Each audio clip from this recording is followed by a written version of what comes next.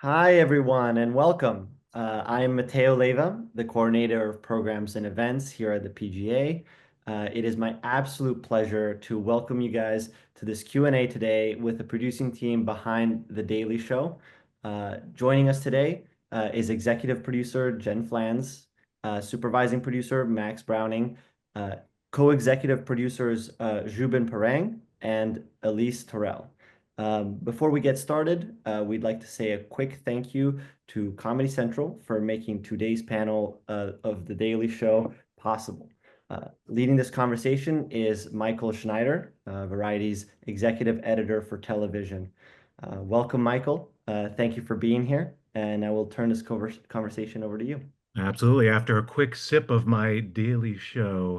Very Thank you. nice. Thank you. Well Very done. nice. Well done. Product placement. I Good. love Go. it. Integrated That's marketing. Look at Start your you. yes. morning with the Daily What Show and end your day with the Daily Show too, because all I do is drink coffee all day. So You and our entire office. There is a coffee machine in every corner. yeah, I imagine you need something probably a little stronger these days, Jen and everyone to get through all of this. So hopefully they're supplying you with something. We are It's running enough. on like adrenaline and some Yes. Jen Some doesn't. substances we Yeah, can't yeah. talk about. Jen doesn't want to say fentanyl, but there's a lot of fentanyl is also involved. that's what I was gonna say. Yeah. Whatever gets you through these Whatever. next Yeah. 4 years. Yeah, Yeah, tall order. it's still it's still early 2025. Well, hello everyone. Jen, I think the last time I saw you was last summer when you guys took the show on the road. Got to see you in Chicago for some lovely shows. Such a good time back in the day. It was Um, fun. so much hope and promise, and those were a lot of fun. Um, so so loaded question. How you doing? How are That's so things? nice of you to ask, Michael. I care about your mental health, which you need to, they're very important. Listen, we are very lucky to have jobs where all we do is hang and work with people that we really like and respect and make jokes about everything going on in the world all day. And it's a really, for my mental health personally, it's a really good way to process everything that's going on, is just like it's all happening and we're looking for the funny in it. So Yeah, yeah, it's interesting because I've talked to some of your colleagues on other shows, and they're sort of saying the same thing, that in some ways it's very therapeutic because you have a place to sort of, put some of your nervous energy. And at least I know you've been at the Daily Show for a while, so that's I'm sure something that's helped you through the years. Oh my gosh. I really out when friends out in the world ask me, "Oh my gosh, how are you doing?" It must be so hard to do the show every day with what's going on in the world. Of course, there's a lot of challenges, but really the challenges are because everything is changing all the time, constantly. The thing that I am, so like Jen was saying, I don't know what I would do if I didn't have the show as an outlet for my feelings for what's going on in the world. I think that a lot of times when things do change really rapidly and things are stressful, we channel our energy in making the show and getting the show on the air and making people laugh about what is going on. And that is therapy that is I could never afford. Um, so I am so grateful every day to turn to our staff, to look at, every night when we are struggling with what's going on in the world, and we say, well, who's at the desk today, who's telling the story, and then we think of it through their voice and their point of view. And it just allows us to tackle so many different of these things that are coming at us from every direction, and say, okay, well, we got to focus, and let's talk to Desi and let's see what she thinks about this, and let's all get through it together.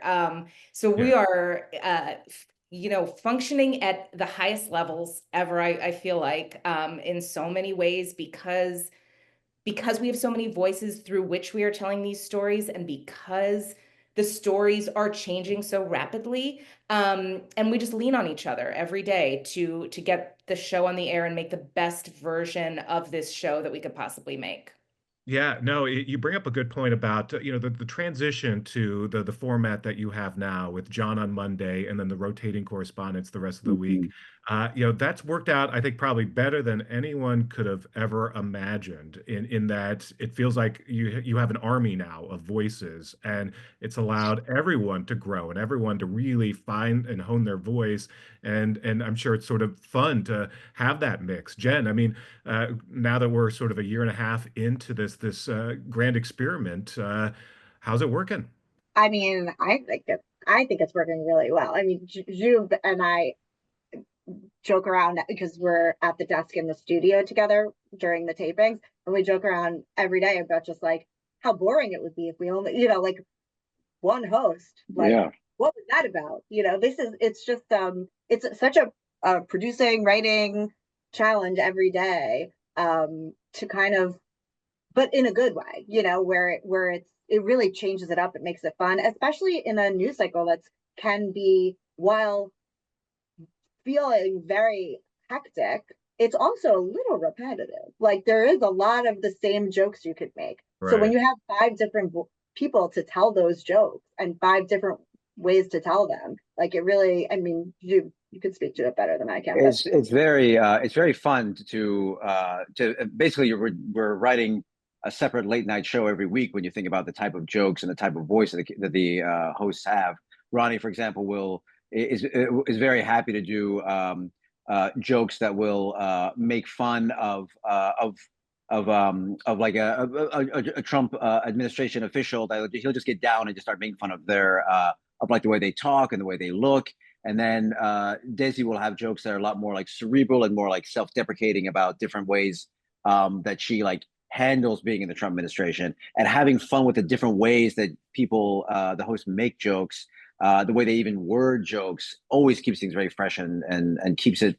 It's funny. It's not that the Trump administration doesn't keep us on our toes anyway. Like Elise was saying, that President Trump likes to make news at about 4 o'clock in the afternoon, which means that no matter, I remember, like last month we had I don't remember what script we were doing, but we had a whole show, and then Trump walked down on the lawn and launched Liberation Day, and so the entire show had to be turned over because he effectively destroyed the economy 20 minutes before showtime, and that keeps you that itself is always, I don't want to say it's healthy, but it is very energizing.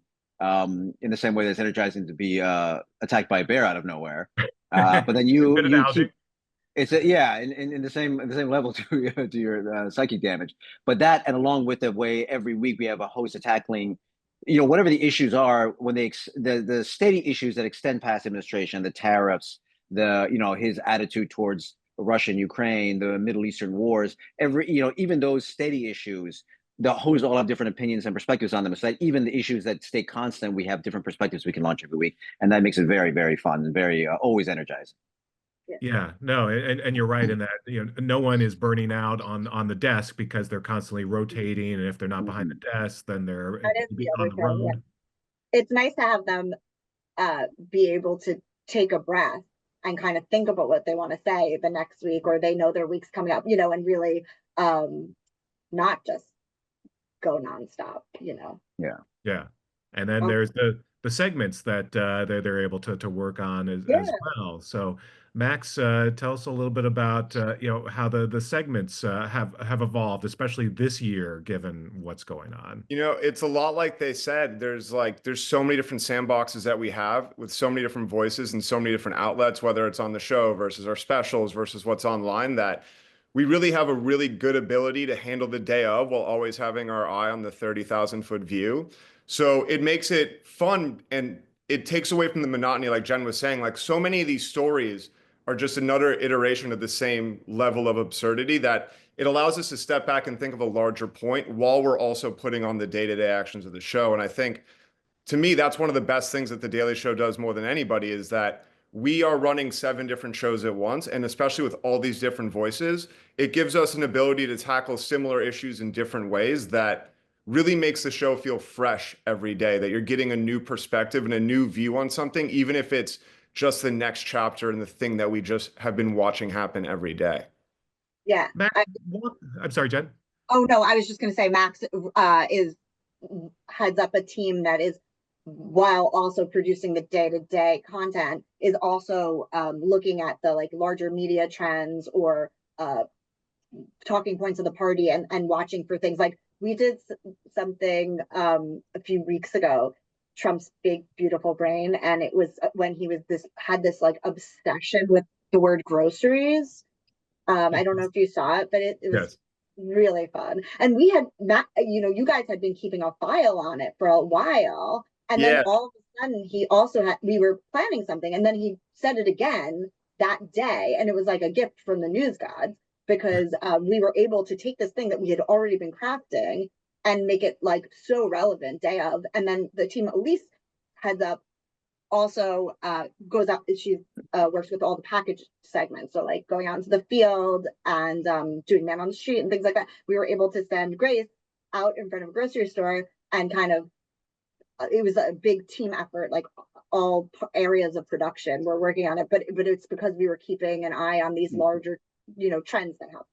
And I think to that point too, that's like the best part about the show is the level of collaboration in between different departments in terms of producing. And so we always are aware of what everybody's doing in a way where, like Jen said, like we got to get a show on every day, but we also have to do 100 some odd of these a year. And to be able to have one part of your mind working on what needs to happen in the next 20 minutes to make it to rehearsal versus there's this trend going on where he's doing this thing, or if it's like Trump's brain, or it's like, what we haven't really checked in on because we're so focused on Trump, like the Democratic response to what all the level of craziness is just, it is just Chuck Schumer chanting different things off key, or they're doing a weird choose your fighter video, and like all these isolated things that happen day of that may not make it in today's show.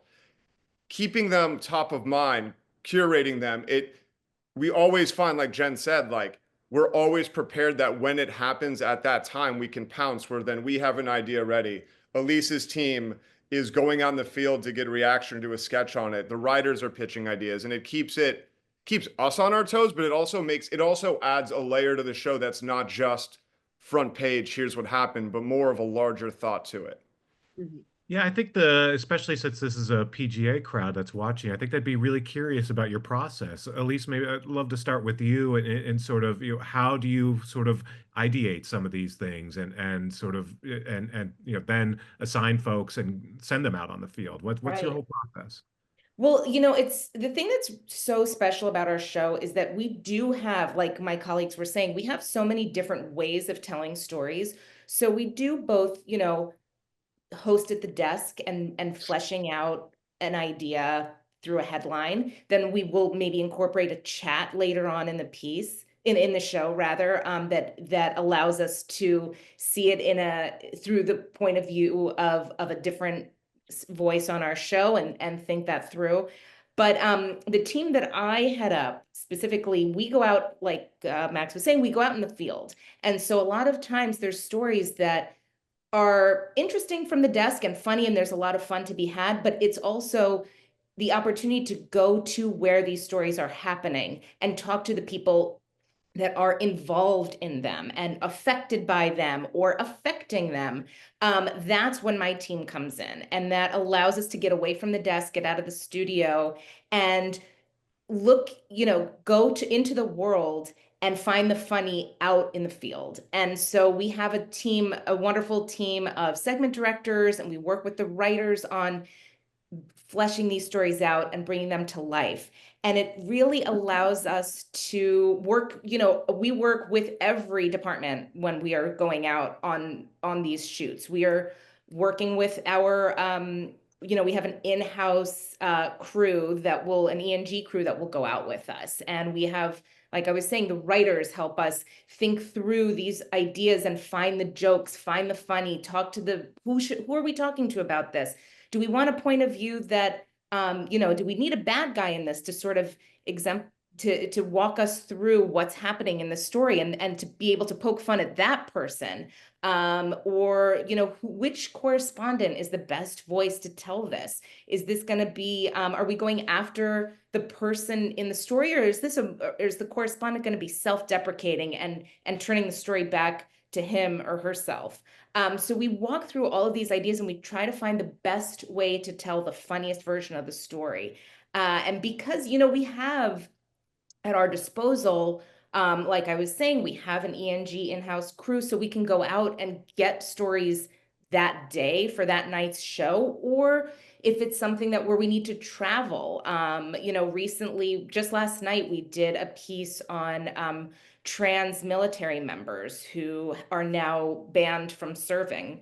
And so we went and we met with them and we sat down with them, and just hearing their stories. And that was, you know, a great example of, all right, well, we're not going to be poking fun at these people. So how are we going to make this funny in a way that the audience is going to be with us and be with the story? And so, you know, Jordan, incredibly, as he does, turned it on himself and poked fun at himself and the people that have implemented this ban. And so it's always a matter of finding the best way to tell the story, the funniest way, the most fun way, the cleverest way, the way that the audience is going to be with us. But sometimes they're not with us, because there's times that, you know, our audience can really, as you know, this time we're all a lot of us are very upset with what's going on in the world, but we don't want to just wallow in that, and we want to have fun with it. And there's times that the audience is maybe not quite on board with that, but we push through and they come around, they find the fun with us. So it's always a matter of just looking at the various angles and talking it through as a team, joke meetings and relying on other teams to help us bring these to life. Yeah, yeah. You mentioned, I mean, Jordan, again, every Pulitzer should be going to you guys for all of his embeds inside the MAGAverse. It's still we have a special coming out next week, and not 2 weeks, but he's going in his next wave of talking to the youth of the movement, and it is going to be really, really funny. But he's so good at that, you know, just like getting out there and kind of what are the people on the street saying? Yeah. No, I mean, this is, I know you guys bristle when we say this, but this is important work that you're all doing. It's, I mean, not to put, no pressure, Max, no pressure, but I think it's like, you know, important feels so weighty, and, you know, we're not a news show. We're comedy first. And I think that I would say it's important for all of us that work there, because like I said, it's kind of how I process it personally. It's fun to laugh about it. I mean, this is our second Trump presidency, you know, so, and I've been there for 28 years. So like, I did the Bush presidency. I was there during Clinton, you know, so it's like, which makes me sound very, very old. But also, I'm feeling very nostalgic for even those awful times. I know, but I'm like, oh my God, I worked there during the Monica Lewinsky trial. You know, like it's kind of bizarre, but the Daily Show's been doing this for a really long time. And if it's important because it helps people laugh through whatever's going on in the world, then yes, then that to me is important. People, you know, that see it as like having to say, you know, going against the man. I'm like, we're well, we had yesterday we wrote a segment that we ended up having to cut because of the news of the Pope, but it was a segment where one of our correspondents had been trying to talk to a cow about whether its raw milk was healthy, and ended up getting in an argument with the cow and tying the cow up and then the farmer up, and was trying to figure out whether to kill everybody in the farm to get rid of all the witnesses before the cops came. So when you say how important we are, I think about things like that, and I think we are we are on a par with the New York Times at the very least, if not more. I agree with you, Michael. Just to that point, like, we've all worked here at least 4 presidencies on this call, at the very minimum. That the Daily Show is always a Daily Show, no matter what's going on. There's stories to tell, there's hypocrisy to call out, and there's jokes to make. And like, that's what we do every day when we come to work. And like, to Jen's point, it starts with what's the funniest thing, what's the most cathartic thing, what do we need to talk about? And it goes from there. And so there's so much craziness now, but like Zhubin said, like, that on any day, that could be the bit. Like, it's what we do best. It ends up being what gets the biggest laugh in the room. Yeah. And so a whole bunch of us sit around and watch footage on whatever the biggest stories of the day, and then sometimes the cow getting murdered or not named. The cow was not It murdered. actually was. I think the thing was, what the question was, whether it should be murdered so it wouldn't testify against our correspondent in a court of law, I think was the big question about the skit. But so it Hard-hitting really stuff. is always the funniest idea wins, the thing that's making all of us laugh, but still has a point, you know.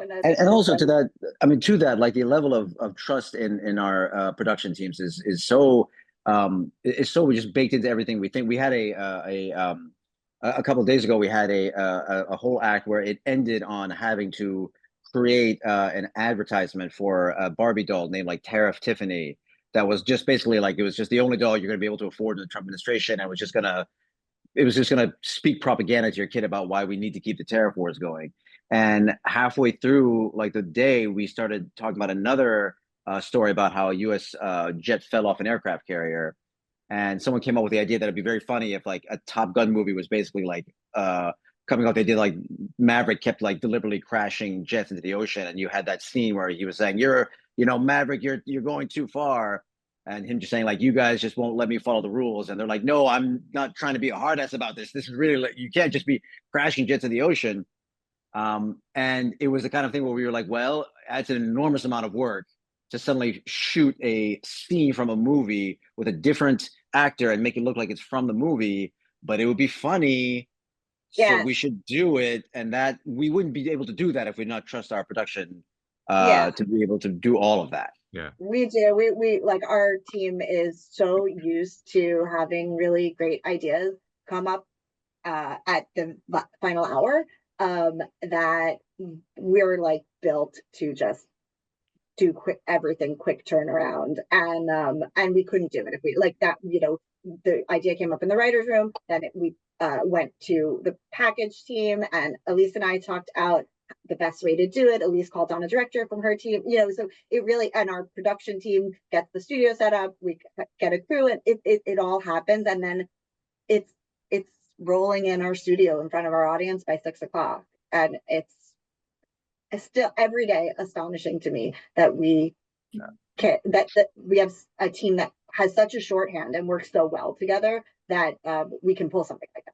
Yeah. And we're an incredibly nimble team. I mean, all the way around, so then when this package came up, this Top Gun sketch, like the writers are motoring on their script while we're prepping down in the downstairs studio, and we're making sure that the correspondent is arriving on time. And we just know that because we do it every single day, okay, well, we've got to hit this time, and then we just backtrack the whole day, and we're all in touch with the control room. Hey, this is going to roll in a little late, but you're going to get it in time, because we all know what the stakes are and what the deadlines are, and we just know how to function within that. And we could only do it because we know each other so well as a team. We rely on each other. We know each other's, and I don't necessarily mean individually, but I mean like as each team within the building has such strengths, and we know that the writers can get that written in time, and the segment directors can get it shot in time, and the editors know that they can turn it around and get it to the control room in time, and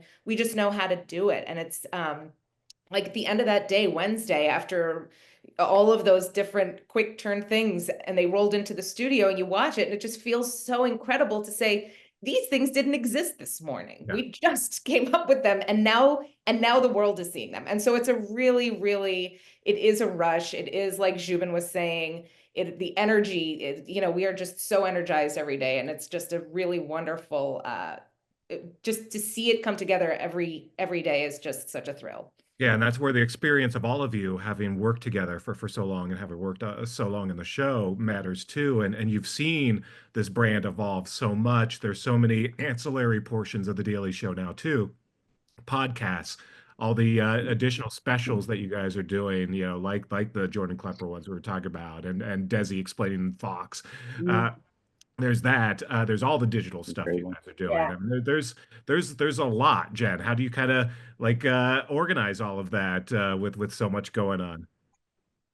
Surround myself with really competent people, and then say, "Ask me if you have questions." I mean, that's how I do it. Yeah. No. I think it is like listen, as a producer, there are days where you're like, that's a great idea.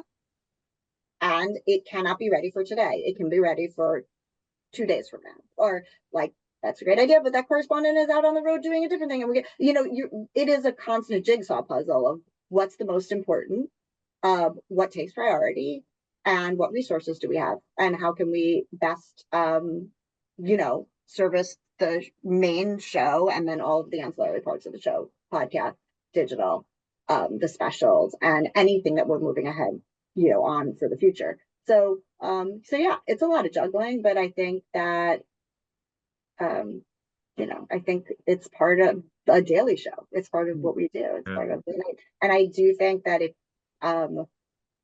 I remember, because now I'm dating myself, but I remember being like, what, we're supposed to put out digital content all the time. We already have a half-hour show to do.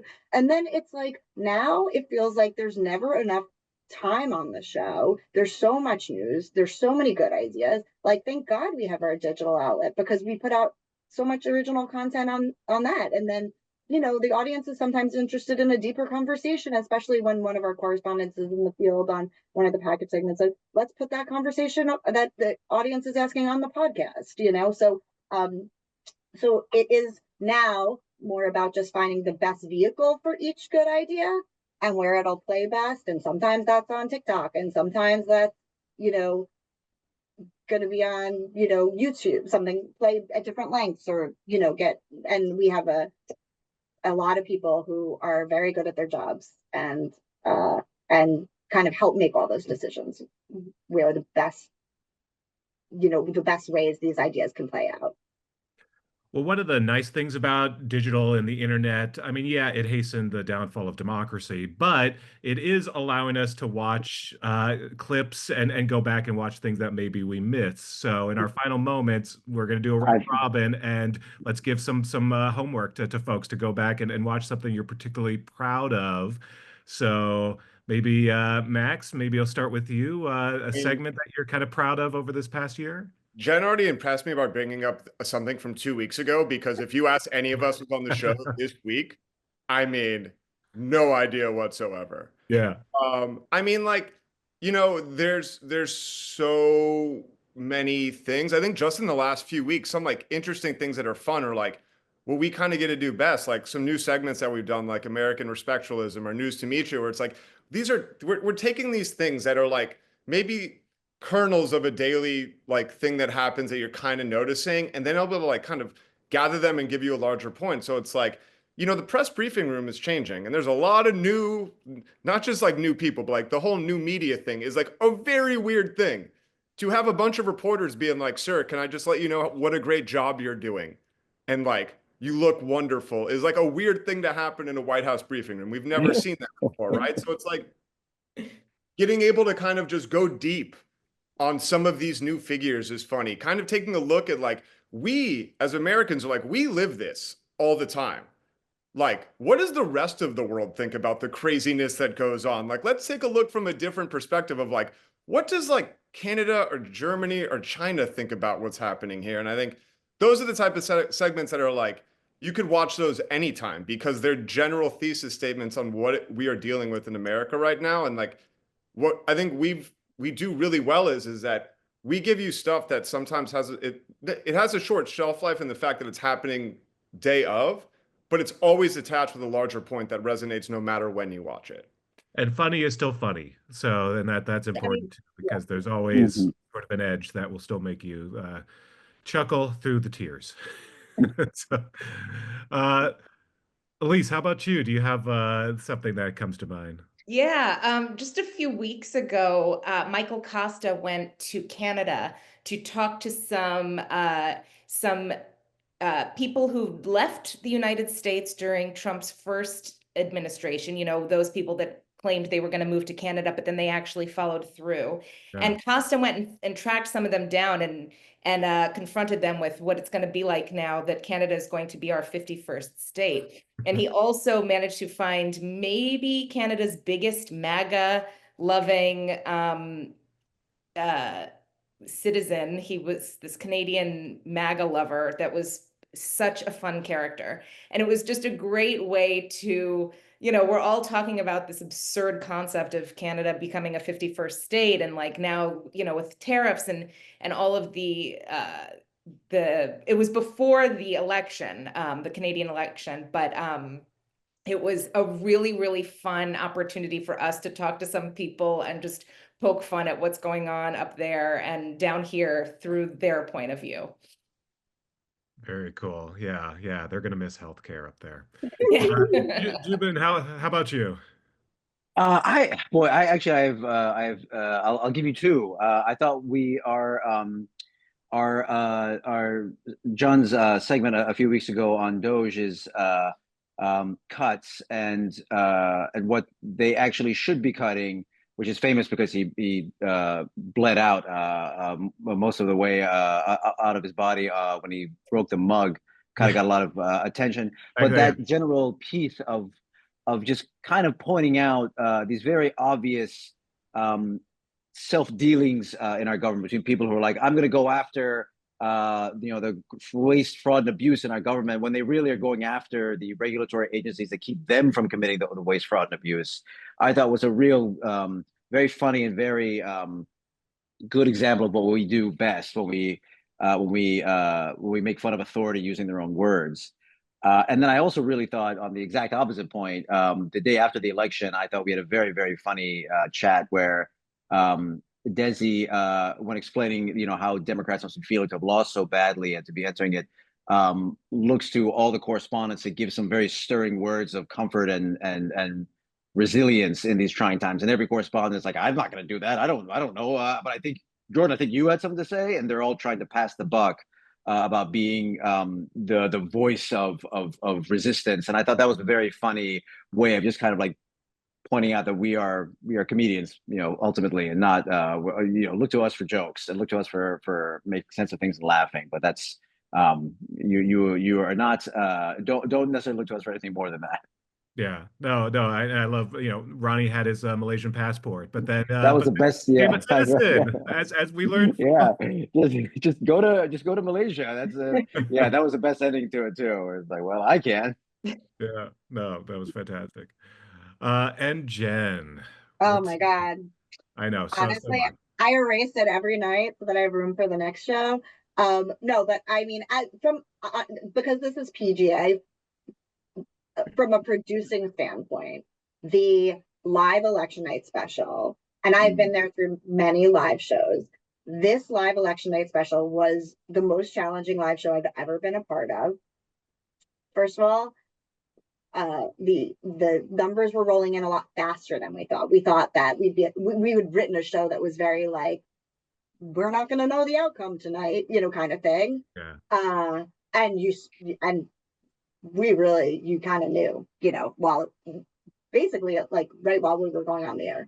And then, so, we're rewriting like up to the minute that we're doing. And then while we were in the middle of taping Act 1, and we had some really complicated bits to produce and direct with our correspondents and John, and we had 3 guests via satellite, and one of them dropped out. The Act 2 guest dropped out in the middle of Act 1. And I was like, oh, this must be what it's like to be a news producer. Like we've never, ever had that happen. And we had to reimagine the whole entire order of the show while Act 1 was taping, and be able to relay it to the control room, to the other producers, to the talent producers, to make sure that we could get a different guest in the chair really quickly. I mean, that was in, I think Michigan was the other, like it was just from a personal standpoint, like such a rush. And I'm not sure if that actually qualifies for the like go back and watch it. I don't know that anybody wants to go back and watch election night. Yeah, that's a hard one. Yeah. But like from a purely producing standpoint, and I would say it was the biggest challenge of a live show we've ever had. Just being able to write, produce, direct on the fly like that with guests dropping out, and it was crazy. And as far as laugh, I don't know. I laugh every night when we're in the studio. Zhubin, I laugh. And our segment openers. I was going to say you should talk about our segment openers. I do love our graphic. forever impressed with our graphics team and our opens for segments. You know, we have the second coming of Donald Trump, and then he says, I'm going to call him at the end, which is really just a dick joke. But am I allowed to say that? It's an elevated dick joke. It's an It's very elevated much dick joke, and our audience, like, it's such a mixed reaction, and it's so funny to me every night. It's like there's a Reddit thread online. Some people love it, some people hate it. They get mad at each other. I can't believe you don't get it. It's just a joke. I mean, it is. And we have a few of them. We have like the trade wars one where he says tariffs really funny. I mean, there's so much fun to just kick off the segment and the show with a really fun top like that. And Zhubin's right. I do laugh at it every night. Same. Right. We find joy where we can. Yeah. Yes, absolutely. It is. Listen, if you most of the world, if you don't laugh, you're gonna cry. And I don't think that's only under Trump. I think that is, you know, always and forever. And the Daily Show does a really great job of poking fun at both sides, calling out hypocrisy on either side. We have attacked the Dems. Anyone who, you know, says that we only go after Trump, like, trust, if you watch enough of the Daily Show, we have gone after everyone. Right. And it's fun to be the clown in the back of the class making fun of everybody and really not offering any solution to anything. That's not our job. That's the best part. That's the best part. We're just here to laugh about it. Right. It's yeah, that's someone else's. I'm not sure who, you know. Maybe that's the hard stuff. You know, we're maybe the pit or some other. Let's let the scripted shows. right. Yeah. Well, congrats on surviving another year, and don't go anywhere. Yeah, we need the Daily Show in our lives, so please tell everyone that the powers that be will tell them. No, we love making it, and I do think it has such an important purpose and voice. You know, so I appreciate you always being a fan and giving us such a warm reception always.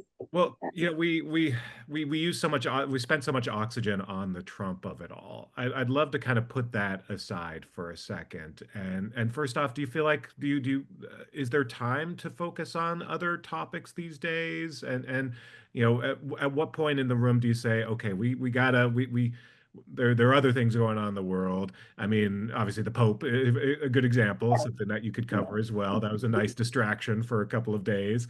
But how hard is it to sort of focus on other things and you know, maybe take your eye off the administration for a moment and look at other things going on in the world? Well, I think Zhubin kind of said it earlier, like there are sometimes just fun stories like planes falling off of aircraft carriers. There is craziness. As long as no one gets hurt, no one got hurt. Oh yeah, no one was hurt in the aircraft carrier. Good point. But like that's what we do. That's what we always do. Is that like that's what makes it fun. There are 1,000 stories, and maybe it doesn't fit into the news of the day, but maybe it's a story for Elise's team to go deep and go on the road and talk to these people. Maybe it's something that lives online in our digital platform.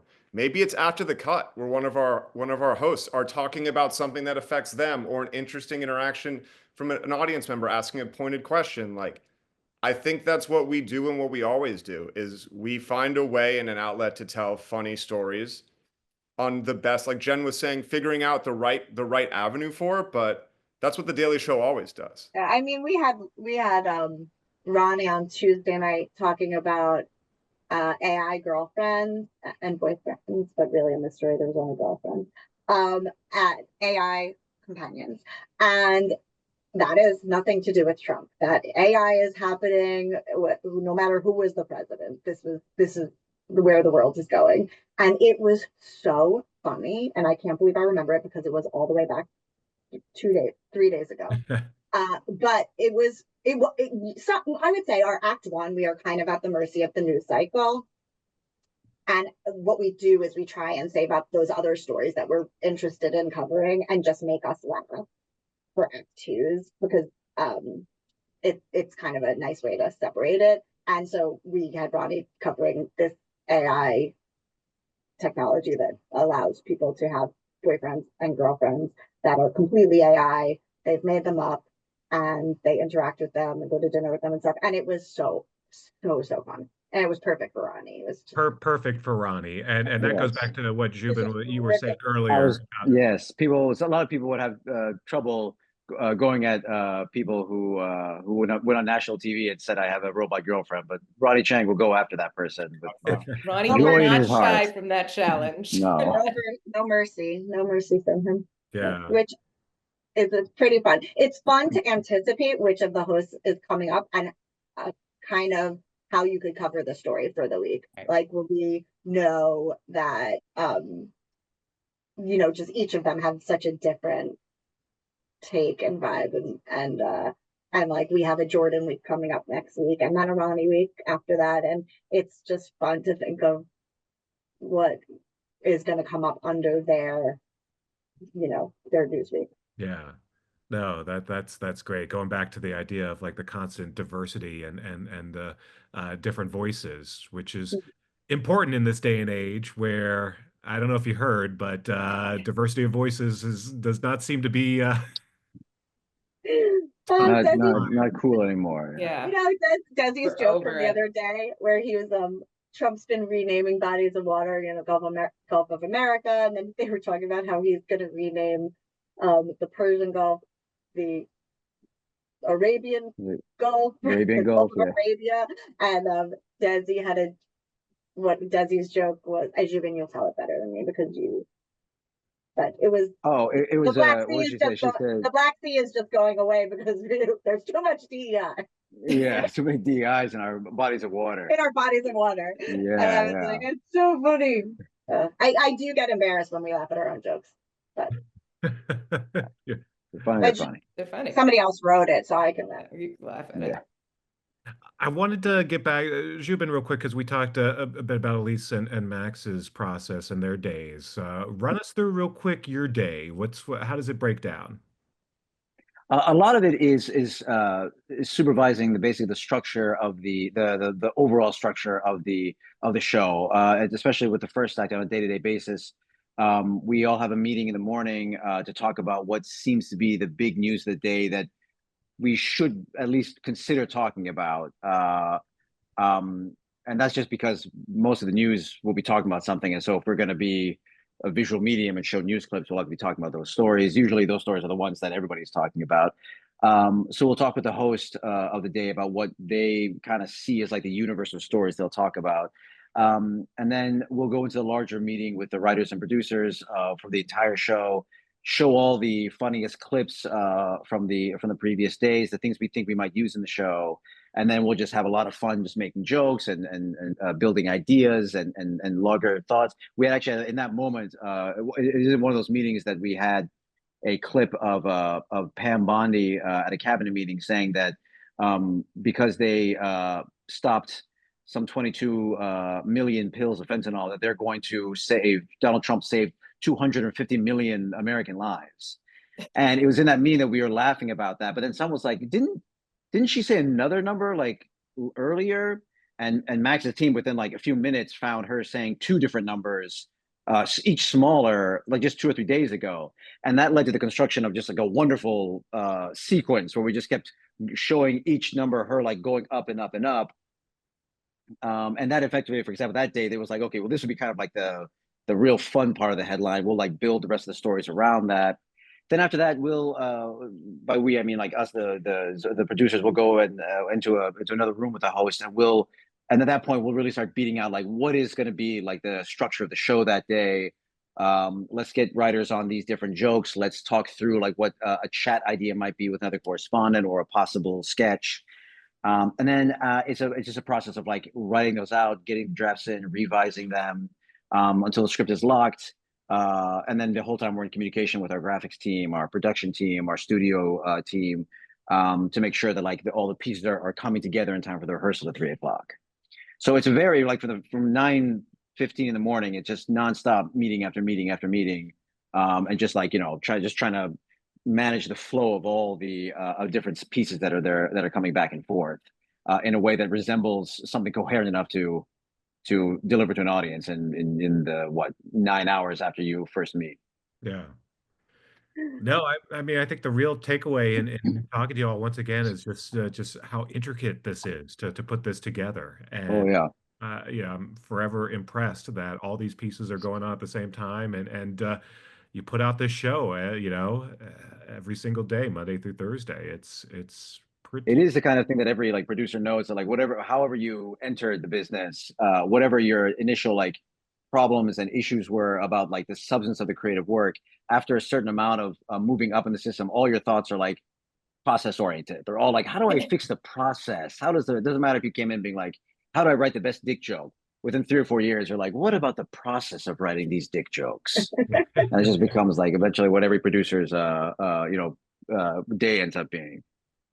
Elevated dick jokes. Elevated dick jokes, of course. How do we elevate the dick joke process? Yeah. Like all of us on this call know what, if you gave us any time of day up to the minute, we know what's going on that day. We're like, that's not a time you bother Jen.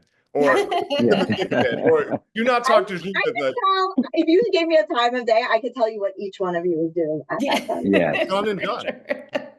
Like it's intricate, but it's very routine. The good thing is that we really have it down to yeah. It is the only way. The system is down. Yeah, it's kind of the only way you can crank the out only as much way. material as we do is to have such a tight process that you can then break out of it when like a day of sketch comes up or something. But to have a process that is so, down to, it really is down to the minute. Like if we run 15 minutes late for rehearsal, it's like, well, you're going to be scrambling to make that time up and rewrite. We're like so programmed.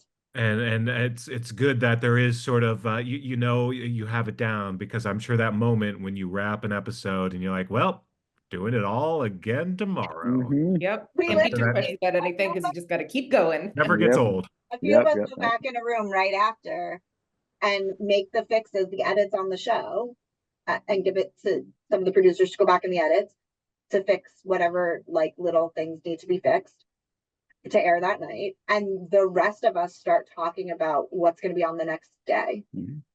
So it like really is constant. It's constant. In the best way, because it really doesn't give you a chance to belabor any one thing. It doesn't give you a chance to like lament, oh, that joke didn't go as well as they want. It really like it's I always say this is the perfect job for me, because it is like cramming for a test every day. I was never a prepared studier. I was always a crammer. I would stay up until the paper needed to be handed in overnight writing it, and that's what this job is. It really is like you are cramming for that test every day at 6 o'clock, taping to get it out for that night show at 11, and then you just get to cram for a whole new test the next day.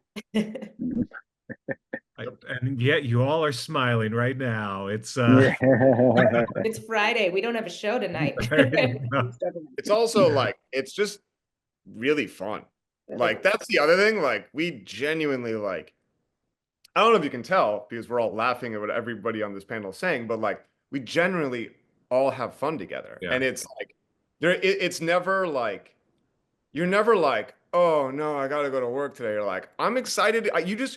Our job is to go sit in a room and laugh with one another to start the day every day. Like there's nothing better in the history of the world than that. And then we get to go have an outlet to do it. Like we enjoy the process with one another. Yeah. I think that's a good way to end it here. Because again, like I was saying earlier, I need you all to stay healthy. We need the Daily Show to continue in our lives. So pace yourself, drink lots of beverages in your Daily Show mug. And your Daily Show mug. Exactly.